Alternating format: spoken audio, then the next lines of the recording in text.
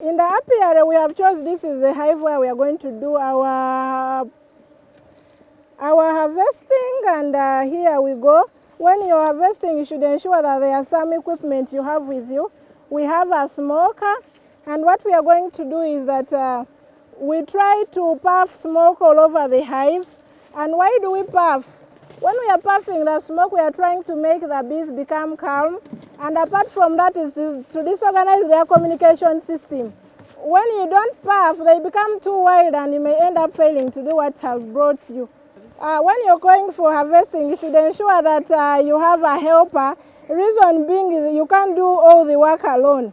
So being two, it helps you to do other activities. As he's puffing, I'm opening the hive.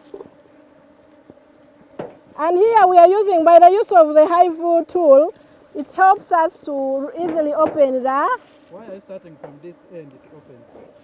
Why we are starting from behind, you look at the hive, we have the entrance and this other part. This is the production side. This is where the breeding takes place, like where the mother queen lays eggs and they multiply. But here from the middle going this side, it is the production chamber where honey is stored. So while doing honey harvesting, and being that the other side is their entrance, when you're there, it's like you're blocking them. So we always tend to do harvesting starting from behind. So here we go. And when you're opening, you don't open and remove it fully. You do it gently while pushing in front. So as you look, this is one of our hives. And you look at, unfortunately, that we are seeing the bees, the worker bees. Here we are able to look at the propolis around. This is an example of propolis, our tourists.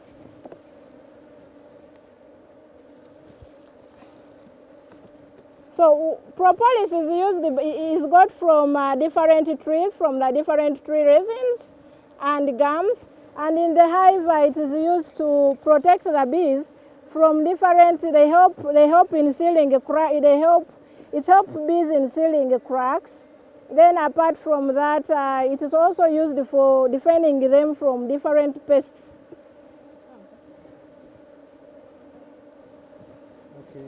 So that is some bit of propolis. Then we are going to open the combs,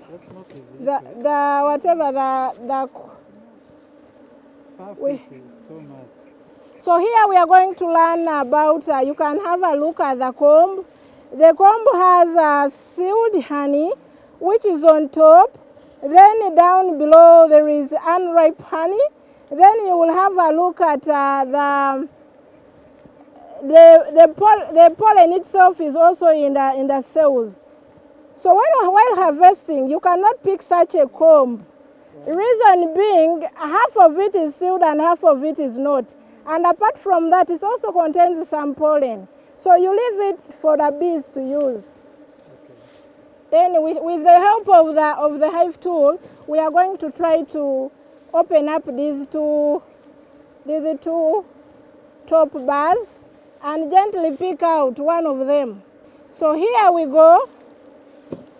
You can have a look at this ripe honey, but also it is a half. It is not fully capped. And well, so it's not good for harvesting? We can say it is not yet fully capped, but if you want to harvest it, then you have to cut. While harvesting, help me with a hive knife. So while holding honey a comb, you do it like this. When you handle it poorly, it breaks. So when you want to avoid, you just turn it like this. And there you're able to view your honey. But as we look at it, you can see some, the unripe honey, then this other part we have pollen. While harvesting, you don't cut off all the foundation of the comb. You leave at least an inch.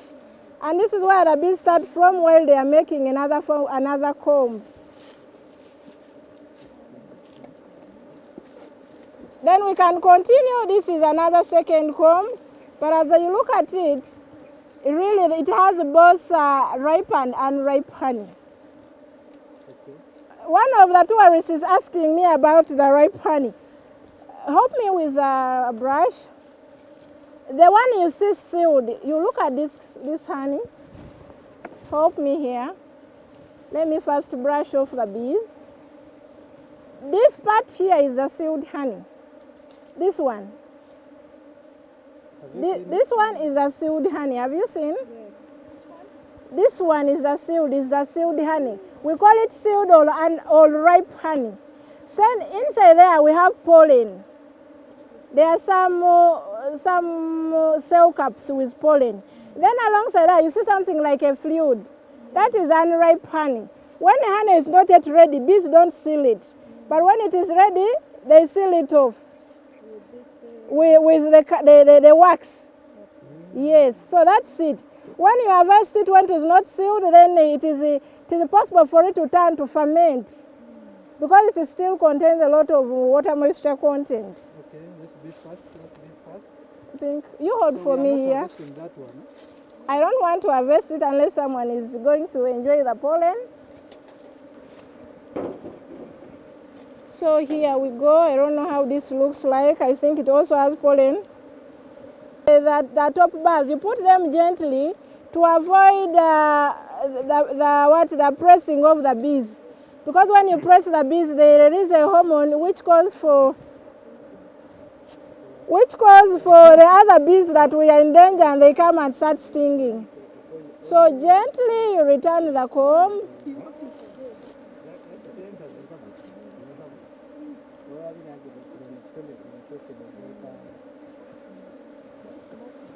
So when you put the top bars wrongly, they lead it to, we have what we call cross-cutting combs. Eh? Okay. So here we go, so we gently cover it back. So we are covering this because there's no honey? We have got little honey. Most of the honey is kind of mixed up with pollen, so we leave it for the bees to eat.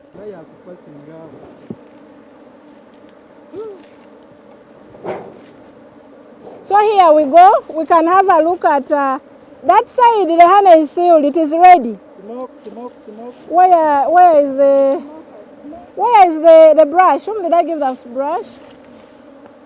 So as you look at this honey, that's what we call sealed honey. You look at it. That is sealed honey. So when you look at this other bit of it, it is unripe. It is unsealed. You have a look. So you look at this one is sealed, is unsealed, unripe honey. What do we do? Do we take it or we leave it? We leave it. So here we go, we have another comb. So it is we have a top bar with two combs. So you look, a bit of it is unripe and a bit of it is ripe. This is what they call cross-cutting? This is not cross-cutting. Cross-cutting combs, you get them when they are cutting across themselves. So what we do, let us remove one and leave one. So what I'm going to do here, first help me open. I'm removing one and leave the other one for it not to have competition. So here we go. I've removed the unripe one. Now here we are going to put the ripe honey.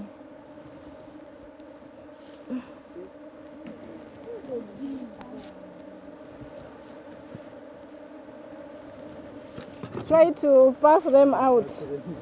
So gently I will have to return back the top bars.